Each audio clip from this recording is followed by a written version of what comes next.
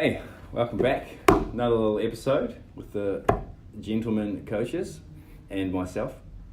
I'm going to redo that one. We don't need dad jokes this early in the piece. Dad jokes. Alright. Welcome back, guys. Here for another little chat.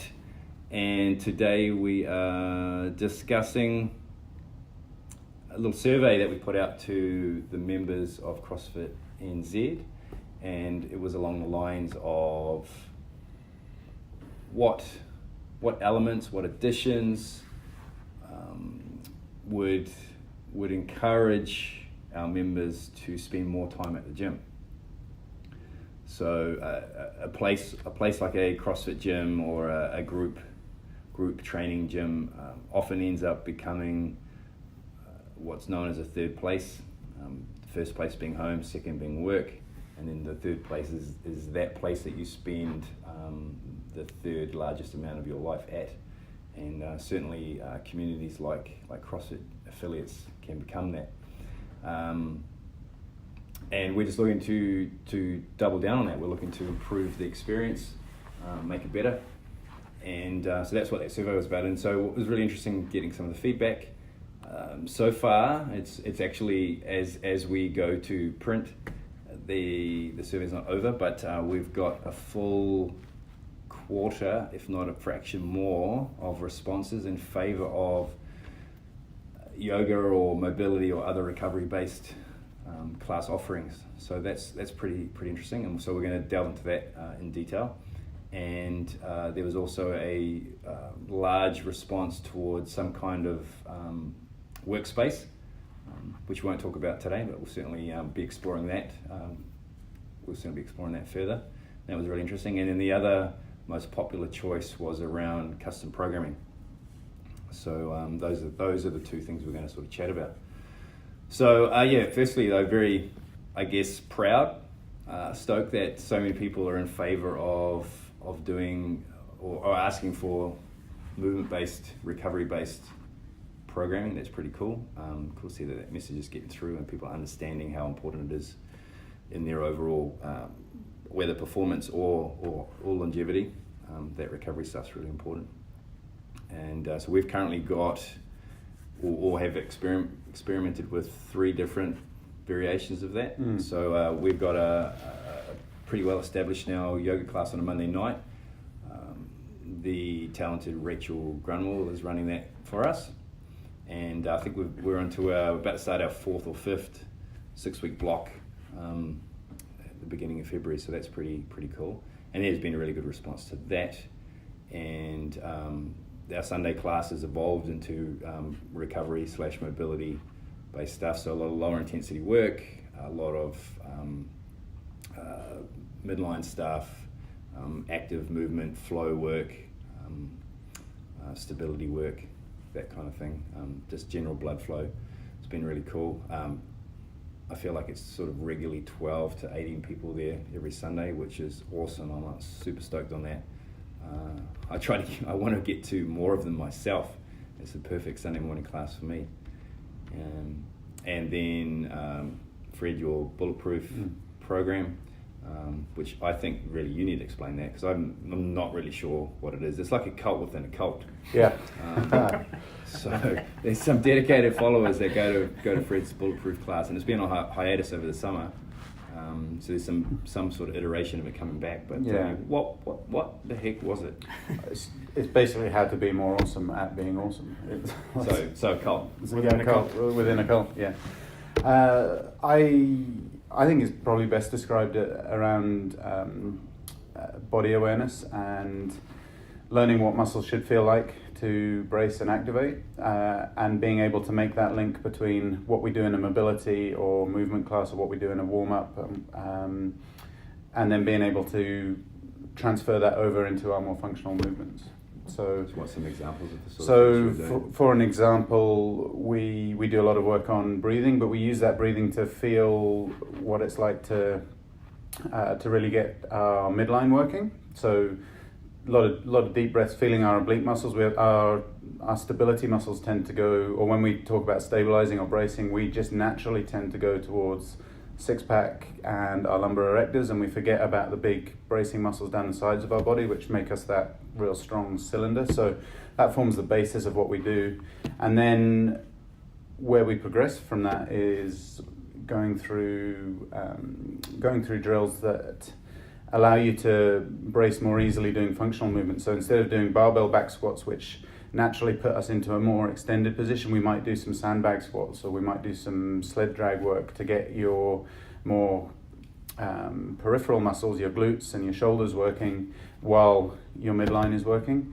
And we also have the mobility stuff on top of that, learning how to use breath with your mobility work, that sort of thing. So it's a little bit different. I'll be asking people to work during those classes. It's not just come in, do stretchy, rolly. It's to give you an idea of how your body should be working when we're asking it to do lift heavy weights. Mm-hmm. Yeah.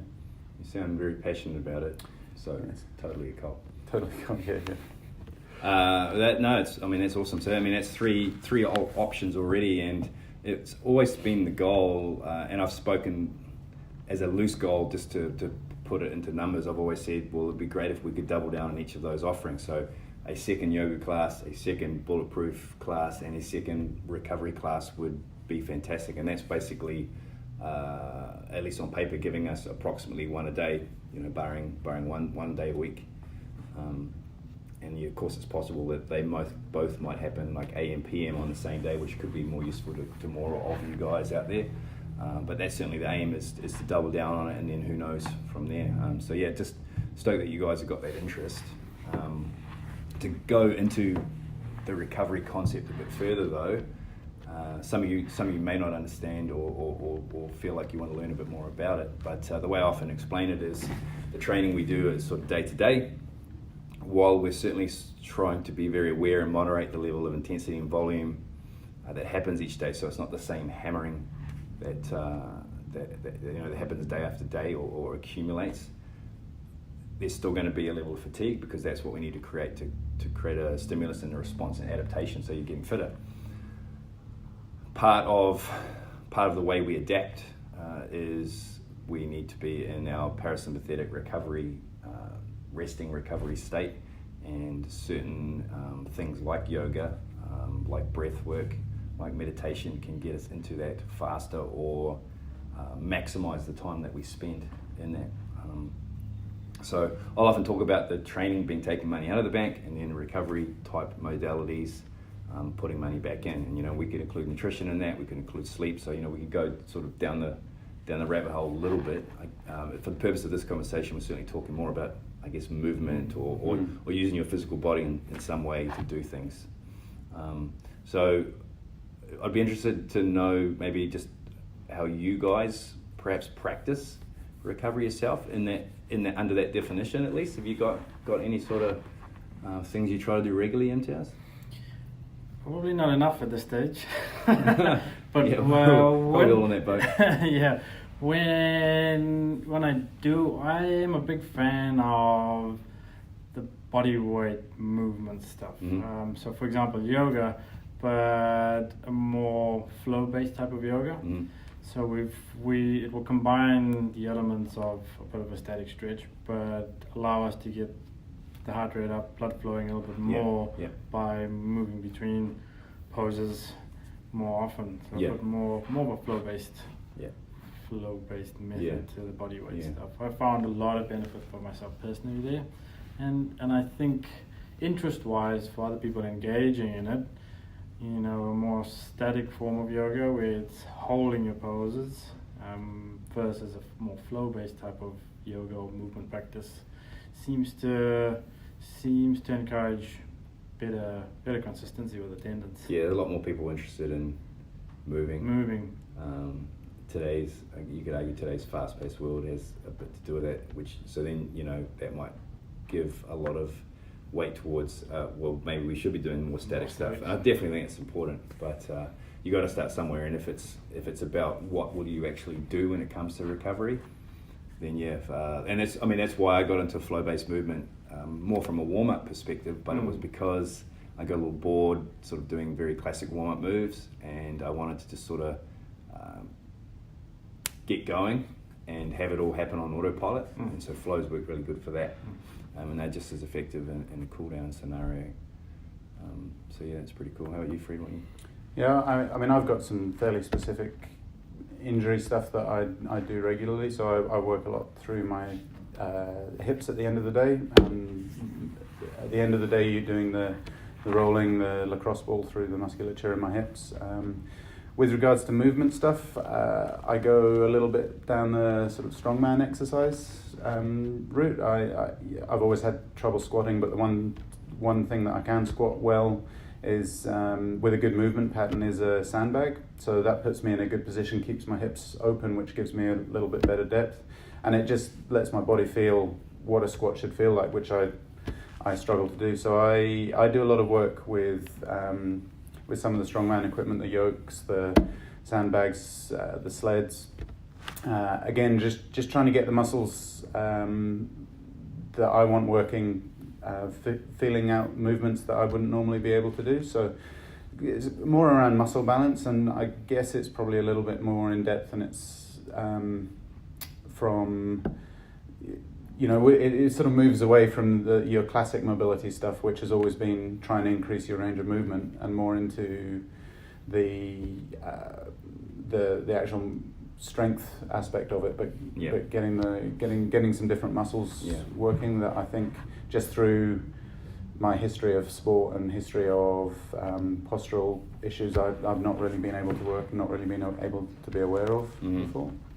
Yeah, so I guess it's whatever works, right? Yeah, it's whatever works for you. Yeah, that's the key thing. I mean, you know, for me, it's very movement based. Also, I mentioned the flows, so definitely always into that. But I try to start my day out with recovery. So it'll be 20 to 40 minutes of easy movement, and sometimes it's as simple as climbing on an air bike and plugging in a podcast and just doing that. But other times it's some combination of aerobic movement with flow, with you know, I like twirling my Indian clubs and my fancy mace and things like that. Kettlebell drills, basic gymnastics movements, handstand, shoulder taps, parallel shoot throughs, bear crawls, that kind of thing. And it's just, I just like putting together in various circuits and just moving around, getting the body going. And to be honest,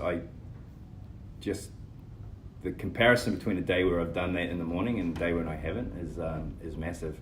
I even find that my enthusiasm to train later in the day is higher if I have done that extra piece. Which again, if we come back to that analogy of putting money in the bank, you know, I'm getting up and I'm banking money straight away, which seems to set me up to then withdraw it later on in the day for a harder session. So yeah, that's certainly a practice that's worked really well for me, and it's certainly one that could work well for you too.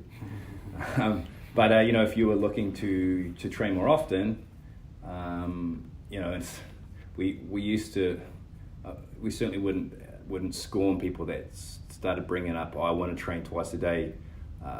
But in the past, anyone that said that were typically saying it in the context of, I want to be like Rich Froning and train 2 times, 3 times a day.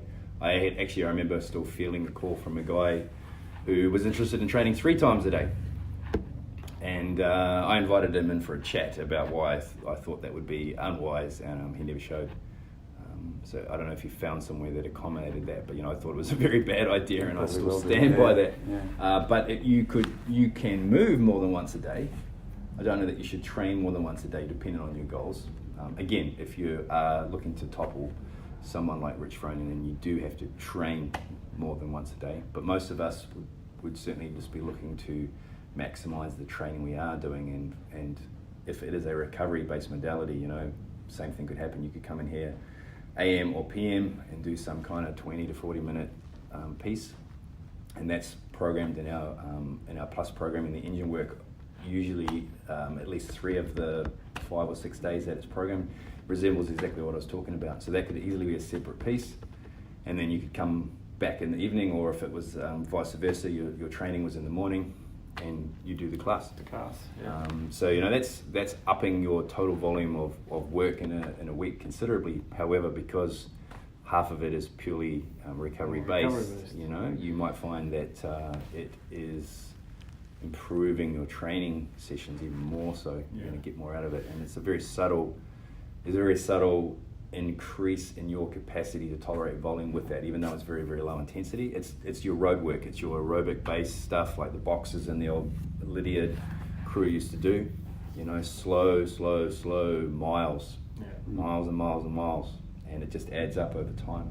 And we went away from it as a community, especially, and I'm not saying CrossFit's to blame. I think people got very obsessed with CrossFit and they forgot about base work and aerobic work. You know, and it's certainly something we're trying to draw attention back to, and have people value or understand the value, recognise the value of that lower intensity stuff. Yeah, I think that mindset is important when you are looking to layer on that extra sort of work. It shouldn't be work for the sake of doing more work. Yeah. It's got to be valuable work. So although you're expending more energy, burning more calories, you've got to go into it with the mindset that you're going to be banking, as opposed to withdrawing. Yeah, because if you just keep spending it, eventually you run out of money, and that might take a year, it might take 2 years, but once you're out of money, you're out of money, and you know, so sometimes willpower can carry you a long way. And again, if we stick with that analogy, willpower is maybe like a credit card. You think you've still got money to spend, but you're actually now spending someone else's money, and it's going to end up worse when that gets maxed out as well. So actually, on what the note you made, somebody asked me about training more than 3 times a week just yesterday, and my response was that very next day, that 4th day, could be a 30-minute bike ride. It doesn't have to be a 4th class, okay? And it probably shouldn't. If you think about a % of increase in volume, and we say that the 3 classes currently puts us at 100%, and we want to increase that volume, well, adding another class is 33% more volume in the week, right? Whereas adding an engine session or a steady state bike ride might be adding 10% more, you know, and that's probably what that person could tolerate, what any of us could tolerate. And then the step after that might be the engine piece comes out and the 4th class goes in. But now again, we've only jumped really 10% more from where we were, and then we look, I want to add a 5th session. Bike ride or engine piece comes in, again, it's only a small step up. And maybe, but now we're getting to the point of it doesn't have to be that gets replaced by a 5th class, and now you're doing 5 classes a week. You know, that would be the best way to step ourselves up to that from 2 or 3 times a week. But a lot of people might need not go there. Maybe it's 3 classes plus a couple of extra engine sessions, or a bulletproof and a yoga, or a Sunday recovery, or something like that. You know, there's lots of different ways to tackle it. So it's just worth thinking about. You know, it's, again, you stated it so well. Don't add work for work's sake, because if you're not adapting to it, then you're wasting your time. I think the other thing with that is, and we go back to the Froning or Matt Fraser analogy, is everyone sees them training 3, 4, 5 hours a day, however many they're doing. But what no one saw is the 5 to 10 years before the CrossFits, when they were building up to doing that, and they were doing exactly what you speak of there. They were doing 3 training sessions a week, and then they added some more in. And yes, they've got the genetics and the perfect build for it, but also you have that training age and that ability, and that there's no shortcut for that. That does take time. They didn't jump into 3 a days. Yes, there's that terminology, training age, which is different to your actual age. Training age means how many years have you been training for, and it's a massive component when it comes to programming for people, is what their training age is, because you could have a 25-year-old and a 55-year-old. If the 55-year-old has a training age of 30 years of training, and the 25-year-old has a 1-year training age, very, very drastic, you know. And if we just looked at that face value, it would be like, well, put that guy on the Masters programming, and this young dude can go straight to triple days and follow the What's Rich Doing program or something, right? But it's going to be reverse. If anything, that Masters athlete will be more likely to be able to cope with the volume because they've spent 30 years, like you said, getting ready for it. Yeah. So yeah, there's no way you can rush that process beyond a little bit of the genetic freak potential. If you think you're a genetic freak, just come and tell us, and we'll figure out something special for you. We'll let you know. We'll let you know if it's true. There's a special muscle biopsy test, and it involves electrodes, and dunk tanking and deprivation. Yeah. And an eye roll as well. An eye roll, good-natured eye roll. Yeah. All right, we've probably got pretty deep into there. I think it might already be indicating that custom programming is a topic for another time. I feel like we talk a lot about how that looks. We have got a few people doing that, both within the gym walls and remotely, and that might be something that you guys are interested in hearing more about. So I think we'll chat about that next time. Yeah. If you haven't done the survey yet, get in there and fill it out so we can get accurate results and better act on it. A few people mentioned that they wish they could tick more than one. They're all things that we would love to implement, so don't worry. We just wanted to sort of get an idea of perhaps what was most important to the most people right now, and but we certainly would love to work our way through the list and implement a lot of those things as best we can. Cool. So come chat to the coaches about recovery. If you don't know much about the Performance Plus extra programming, then chat to us about that as well, because that gives you access to a few ideas, but we can certainly share with you a couple of basic ideas to get you started. And remember, the more you recover, the harder you can train. Everyone wants that. Yeah. Don't you? Yeah, I love training hard. I like it when my eyeballs bleed a little bit. I can just feel the fat just crying. It just pours off me. Yeah. I've been thinking about glad wrapping. There's a guy who used to do that at a gym I trained at. Yeah. He glad wrapped and then he put on the Black paper bag. The dustbin bag. Yeah. And then the go for a run. sweatsuit and then tape the I had to do ends that. and then Back at school, we had National Sevens comp, and it was weighted. It was a weight category, and I was I don't know, half a kilo over, and I had to go. I went for a 5-mile run in a black bin bag. I got down to the weight it was needed, but I was useless. Do you know that boxers will spit? They can spit Yeah. like half a kilo off. Mm.